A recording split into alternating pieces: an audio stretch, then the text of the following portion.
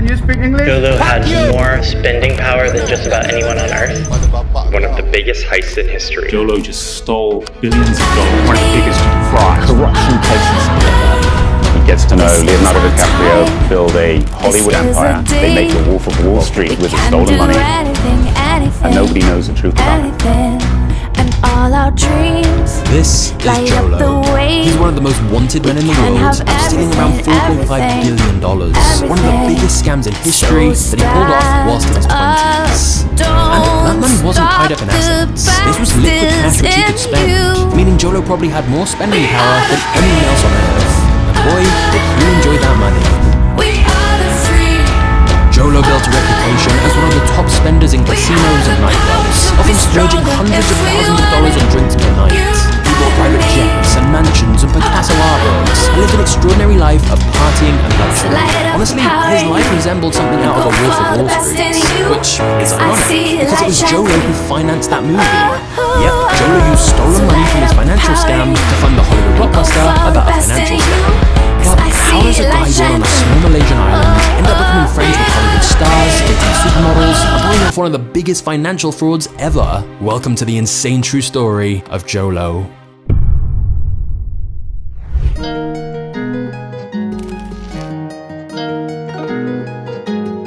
Jolo was born in the Malaysian island of Penang, but in 1998, Jolo's parents sent him to Harrow, a prestigious boarding school in England. Jolo would later reflect on this and say, "That time was very important for me. That's when I built the core foundation of contacts for the future." You see, whilst Jolo's family were wealthy, many of Joe's classmates at Harrow were a whole different level of wealth. Many of them were children from royal families or oil magnates. So whilst Joe was the son of a millionaire, many of the people he was now hanging around with were the sons of billionaires. But Jolo sensed an opportunity here and tried to build friendships with some of these extremely wealthy students. To try and impress them, he invited them to spend a summer in Malaysia, and he then borrowed a 160-foot yacht from a rich family friend and pretended it was his own yacht by changing all the family photos on board to pictures of him. He wanted his super rich friends to believe he was one of them. Jolo also tried to position himself as a person who could get stuff done for people. He once managed to get the letterhead of the Brunei embassy and forged a letter to a very famous nightclub in the West End asking if they could reserve a VIP table by pretending he was a member of the Brunei royal family.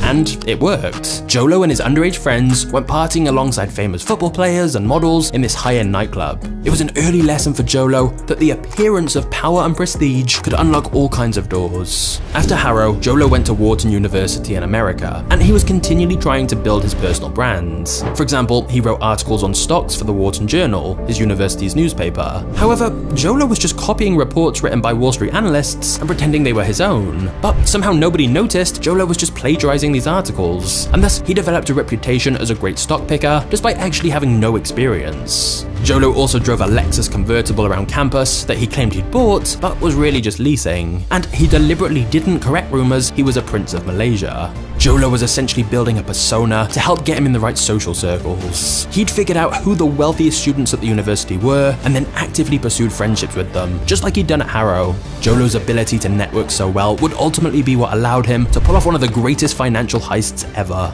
So, whilst at university, Jolo decided to throw a massive luxury party for his birthday that year, and he rented out an exclusive nightclub with an open bar and sent out invites with his name written in large fonts.